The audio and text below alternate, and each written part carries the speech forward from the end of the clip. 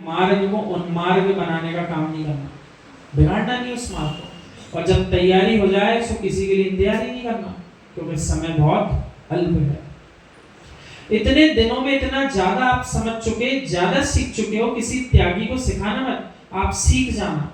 यही है वस्तु स्वभाव। यानी दुनिया को सिखाते रहने के परिणाम नहीं बनाना, इनको सुधारना, उनको सुधारना, सबको सुधारना। अपन दूसरों को सुधारते रहेंगे तब तक अपन नहीं सुधर पाएंगे, ये पक्का है।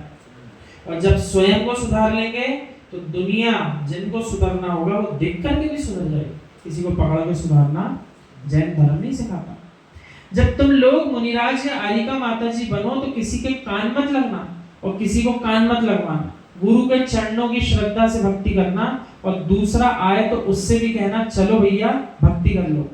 कानों तक मत पहुंचना। कानों तक पहुंचा तो श्रद्धा, संयम, चारित्र और विश्वास, विशुद्धि, इन सबको वो जीव गंवा देगा।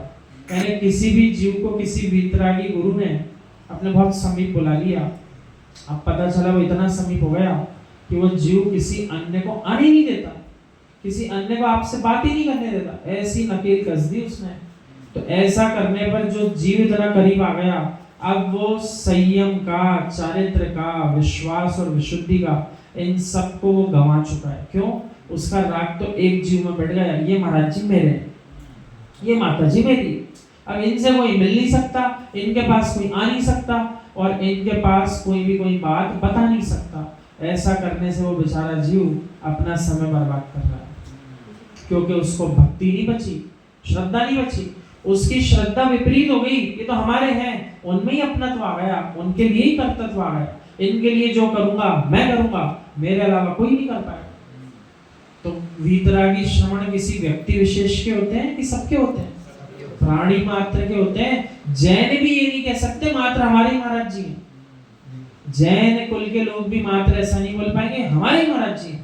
वीतरागी श्रवण और माता जी तो पूरे विश्व के हो जाते हैं, दीक्षा लेने के बाद विश्व के हो जाते हैं। जो श्रावक साधु के कान तक पहुंच गया उसका क्या कहना? अब वो क्या सोचता है, हम तो गुरु जी के नजदीक के हो गए, अब वह हर व्यक्ति की निंदा करेगा, गुरु जी को सबसे दूर करा देगा, आपका खास बन करके रहेगा। ऐसे लोगों ने समाज को बहुत घाटा दिया है। क्या करते हैं वे जी? उन वीतरागी गुरुओं से, उन संघों से पूरी समाज का कटाव करा देते हैं। ना तो कोई आ सकता है और ना कोई आकर के कोई अपनी बात रख सकता है। अरे मैं आचार्य श्री के पास गया था, गुरुजी ने मुझे बहुत स्थान दिया था, वहां तुम घूम रहे थे मात्र चबूतरे के बाहर, और क्या कह रहे दुनिया में जाके? वो आचार्य श्री ने बहुत महत्व दिया, वो तो बहुत बात करी और समय ही नहीं मिल पाया, बस आना था इसलिए आ गए, नहीं तो और बात करते। ये कौन कह रहा है? एक संसारी जीव अपना बखान कर रहा है इस दुनिया के सामने, जबकि असलियत क्या है कि बाहर चबूतरे के घूम रहे थे और आकर के बता रहे हैं। जैसे कोई विदेश गया, अब विदेश में भले ही वो पढ़ाई करके पूरी नहीं आ पाया, लेकिन यहाँ आकर के क्या कहेगा?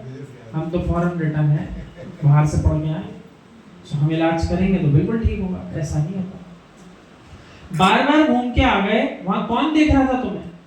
कमरे से भले ही भगा दिया गया हो, परंतु तुम आकर यही कहोगे अरे हम गुरुजी के पास गए थे, अंदर बैठे थे। बेटा ऐसा मत करो, अपने ही सम्मान के लिए आप देवशास गुरु की निंदा मत करो। कठिन शब्द बोल रहा हूँ लेकिन यही सत्य है। यानी ऐसा सत्य जो असत्य था उसको बोलने पर जगत में हंसी हो जाती है कि अरे आपके गुरु क्या सबसे बात करने के लिए दिन भर तैयार रहते हैं क्या? जो आप कह रहे हो हम गए सो हम दिन भर कमरे में थे, बहुत बात करी। तो ऐसा करके आप अपने गुरु की प्रशंसा नहीं उनकी निंदा कर रहे हो। तो हमारे गुरु तो देखो दीक्षा लेने के बाद फ्री हो गए, जो जाता है उससे बात करते रहते हैं दिन भर। कभी भी अधिकार और संपत्ति का दुरुपयोग मत करो। ये दो चीजें बहुत आवश्यक हैं, अपने अधिकारों का और अपनी संपत्ति का दुरुपयोग मत करो। इन दोनों का सही उपयोग करो तो पूरे विश्व का कल्याण हो जाता है। अधिकार हो तो उनका सही उपयोग करो, और संपत्ति हो तो सदुपयोग करो, विश्व का कल्याण होगा।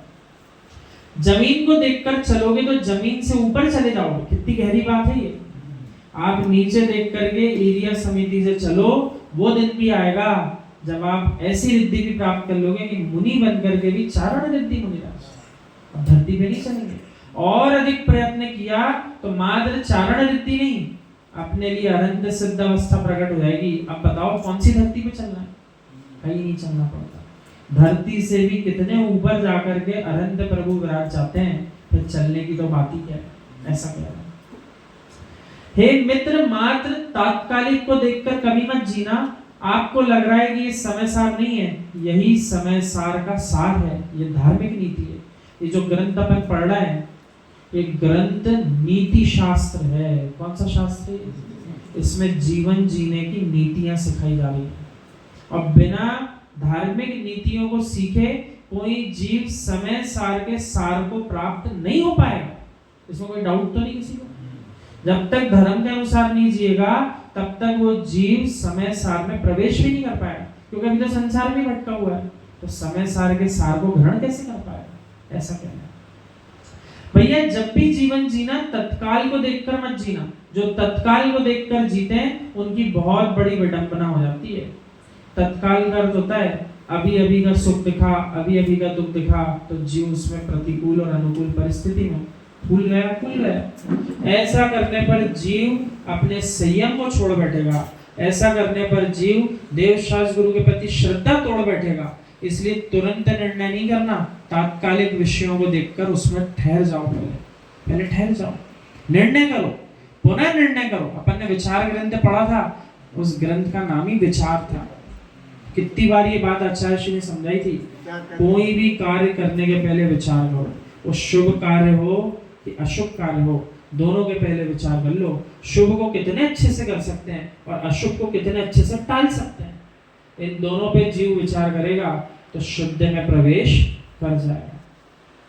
बेटा, तत्काल को देखकर मत जीना, भविष्य को भी देख लेना।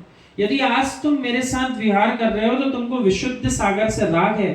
मित्र, किसी को धुतकारना मत, विहार तो हो जाएगा, हम चले जाएंगे, तुमको इन्हीं के साथ रहना है, सबसे मिलकर के रहना।